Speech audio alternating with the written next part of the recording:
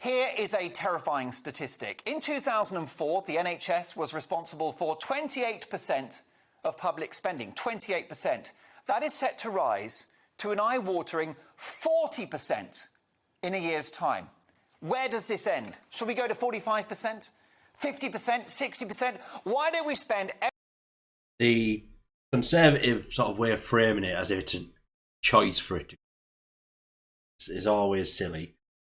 Especially in this case where the reason the cost of the NHS has gone up relative to overspending is simply because the cost of medicine has gone up. And sorry, the number of people using the NHS has gone up as well because of COVID.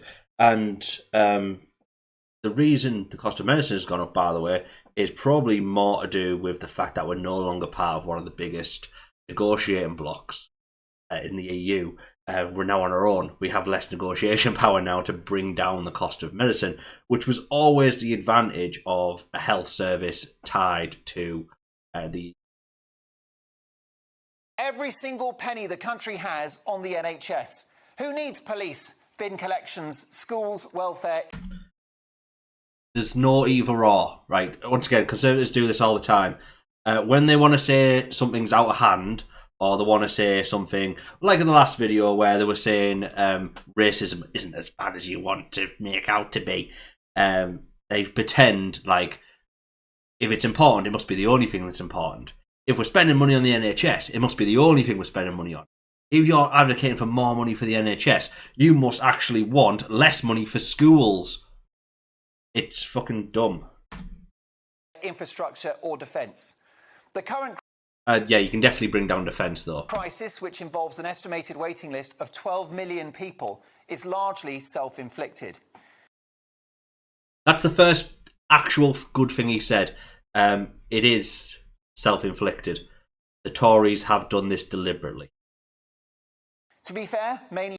by the way, just before we get to, like, we're only over 30 seconds in, I don't know why he's talking about the NHS when it's called Mark Dolan uncancels Roy Chubby Brown and Winston Churchill. I thought this video was going to be about cancel culture, personally, but...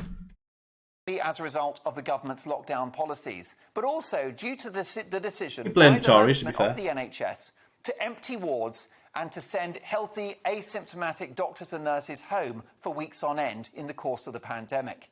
The NHS paid private hospitals to stay empty. Surgeons and other frontline workers were unable to perform any Tory procedures policy, for pay months on private. end. The backlog was policy. This The is waiting literally all list, a Tory health decision made by NHS managers and a political... He's not blaming the Tories. The closest he's gone has said this government, and I think it's because he knows there's a lot of Tory voters listening, and he doesn't want them to turn against him here, or turn him against GB News. This is entirely a Conservative-made problem. It's not an NHS problem. The NHS is hugely underfunded. It's mismanaged, but who's in charge? Who's in charge is the Tory government. So you should be blaming them. The NHS as an institution bears no blame. Decision made by the Department of Health. Let me be very clear. I adore our frontline NHS workers, and what they've been through in the last year and a half has been extraordinarily demanding and at times hellish. We will never repay them for their commitment, their skill, their hard work, their empathy and their love. But the health service itself... I know where he's going to go with this. So when you see a Tory or any sort of right-wing figure, America included here, use virtue signalling as an insult for the left, just point out to them that they virtue signal more than any other political affiliation. This is virtue signalling. This is to go, I'm not actually against it. Oh, I really like them. Oh, I really like what they've done over the pandemic. Oh, my hat goes off to them. Thank you very much. I'll even give you a round of applause on my doorstep. But no, I won't actually voice for change in policy, make your life better, or to actually show appreciation in a real way. I'll give you platitudinal appreciation. It doesn't actually mean much. It's the thoughts and prayers of politics. I'll applaud you, say you've done a good job, No, I'll never actually change policy. Make that aspect better. Has huge problems that predicate the pandemic. As with so many institutions, it's been problems that have actually seen themselves exacerbated in the last year and a half. They've got worse during the pandemic. In fact, those problems have been brought to light. With all the money from income tax now spent on the NHS, there will never be enough cash for this organisation, which has, in recent decades, under various governments, gone from being the National Health Service to the National Sickness Service. More What the fuck does that even mean? money has gone in, but the outcomes have got worse. Right, if you don't see what he's doing, you're a fucking idiot. Sorry, but we said this when the Tories first came to government, and we continue saying it every time they got elected. The Tories are never going to outright say they're against the NHS, because they know a huge amount of the population rely on the NHS, and they do hold the NHS as this is a great institution. We are proud of this as a country. So they're never going to come out and say, we want to cut the NHS. They have to find a different way of doing that. So what they do is they go, it's a shame how little we're getting out of the NHS. Underperforming. It's becoming so expensive and we're not getting what we deserve out of it.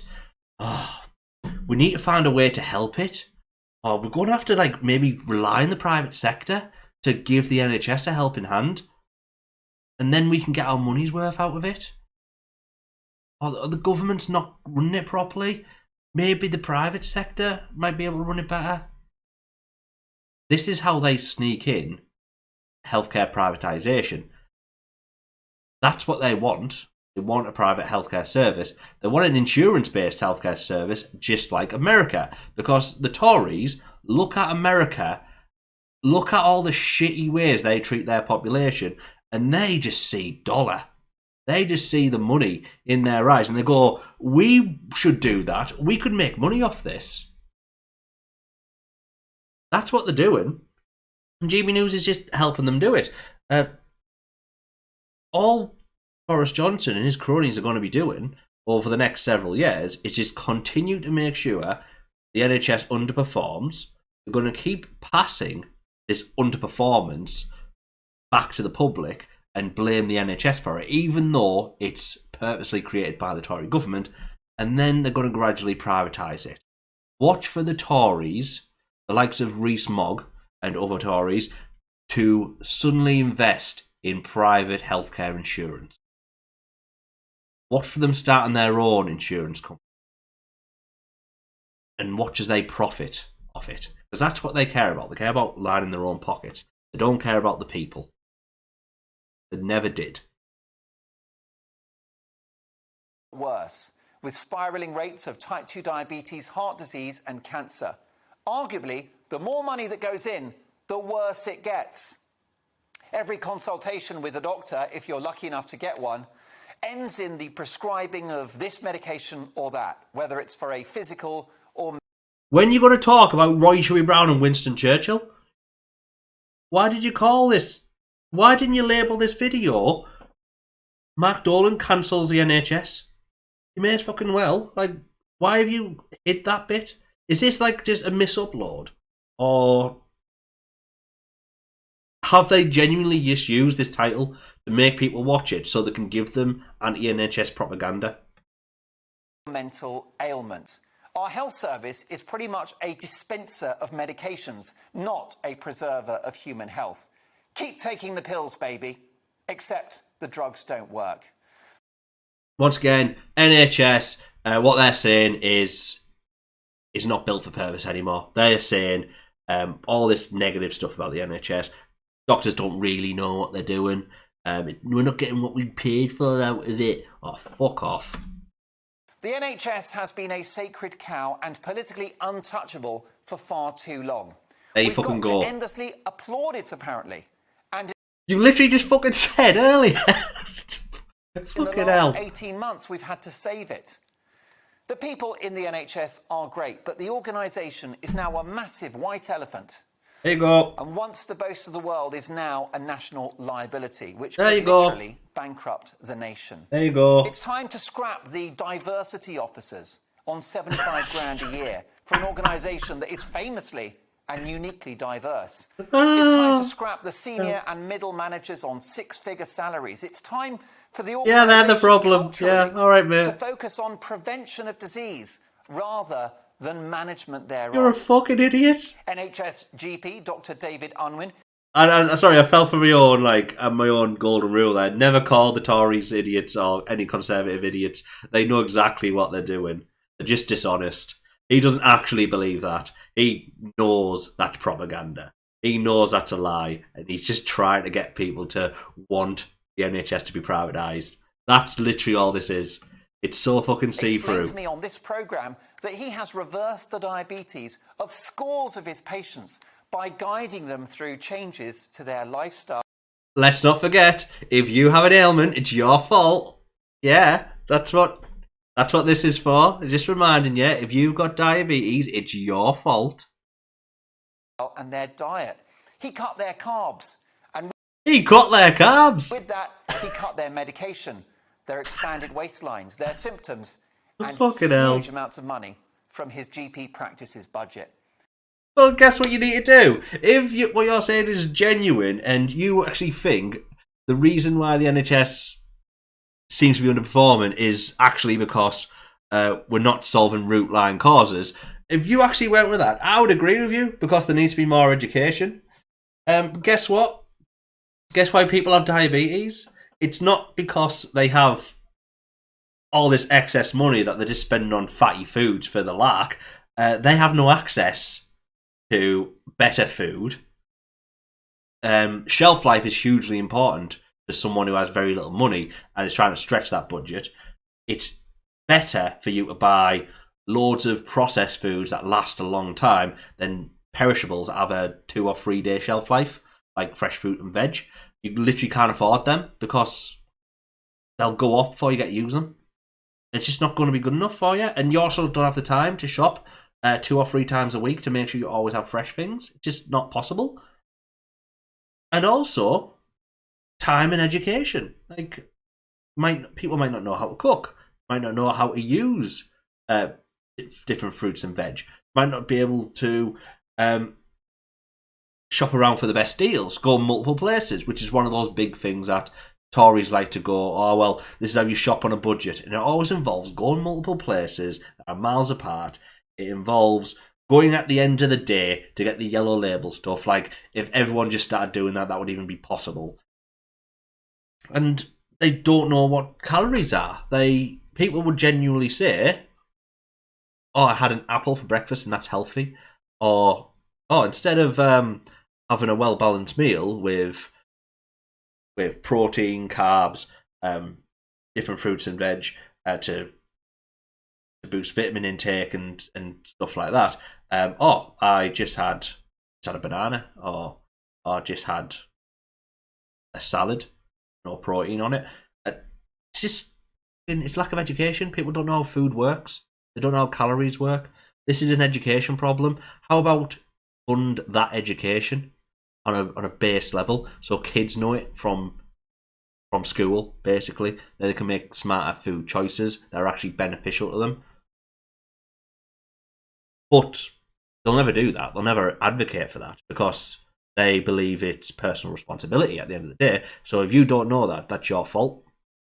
And what they would rather do is, instead of educate you and teach you how to do that, or invest in means to do that, or even invest in the means to control what happens if they don't educate people, they'd rather just let you die. That's the base of it. Mark Dolan, just like any Conservative person, not Conservative with a big C, small c, they would rather poor people die, fix that issue, than actually, invest to solve those issues. And he still hasn't mentioned Roy Chubby Brown. So he saved money and he saved lives. What a novel idea. Why isn't every GP doing this? Why is he a minority voice? And fuck off. If you've been to any GP, literally any single time I've been to the GP about any issue, unless it's like something major, like I've actually have actually got a very specific problem, like the flu or whatever, they will always ask me, how's your lifestyle? If you went in for diabetes, first thing they'll say is, what's your lifestyle like? I went in for lack of energy once. I was just so lack of energy. This was a few years ago. Honestly, I was sleeping during the day. I was getting in from work and sleeping, stuff like that. I just had no energy to do anything in between work. And first thing they asked is, well, what's your diet like? Are you getting enough sleep on the night? This is the first part of call. Lifestyle is the first thing they'll address because that's the immediate thing you can change. So this is bollocks. The NHS is a slave to the toxic food industry that's making us all so sick. And the NHS is in the pocket of big pharmaceutical companies who are making billions not out of our health, but out of our illness. The NHS is the one making billions, folks. Yeah. The NHS, they're the ones that are bent and corrupt in this government. Yeah, it's the NHS's problem. The NHS is complicit in this, whether through arrogance or ignorance, probably both. And the NHS is an unending money pit. It will never have enough cash, so it needs to improve its service, start seeing patients face to face, get over its obsession with COVID, and do what it's paid to do, which is to look after you, the British people, not be saved by them. The NHS is on life support. Money is not the answer because there will never be enough. The NHS must change or die.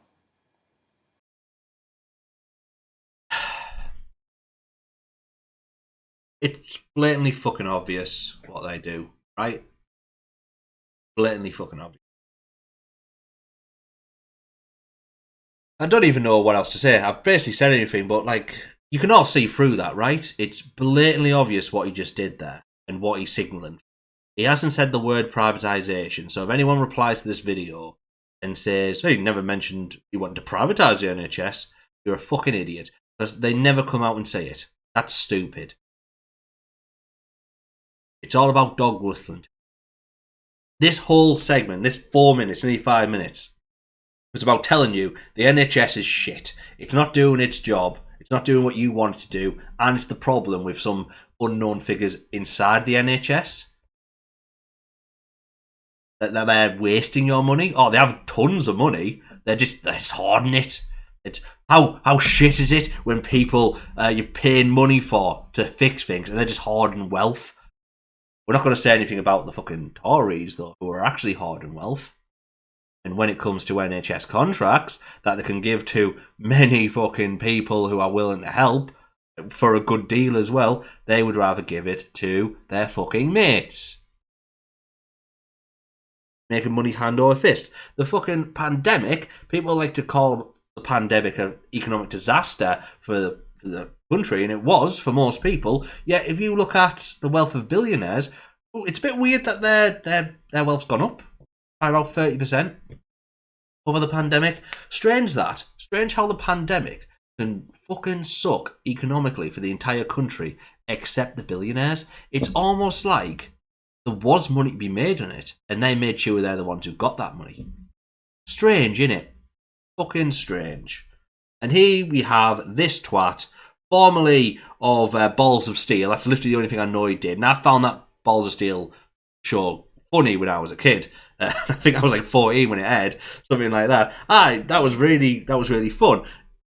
It stands to reason if he was any good, he'd have work after that. And clearly, I haven't seen him. So what's he fucking done after Balls of Steel? So when GB News has come along, obviously he's jumped on board this. I have no idea if this is what he really believes, so he's just parroting it for his employers. But what the fuck? Blatant propaganda, see through. Honestly, if you can't see what he's doing, you're a fucking idiot. Sorry. Now, please, are you going to talk about Roy Chubby Brown and Winston Churchill? Now, I'm no fan of Roy Chubby Brown. I've never really understood the whole hat and goggles thing. And much of his material often nasty and pretty...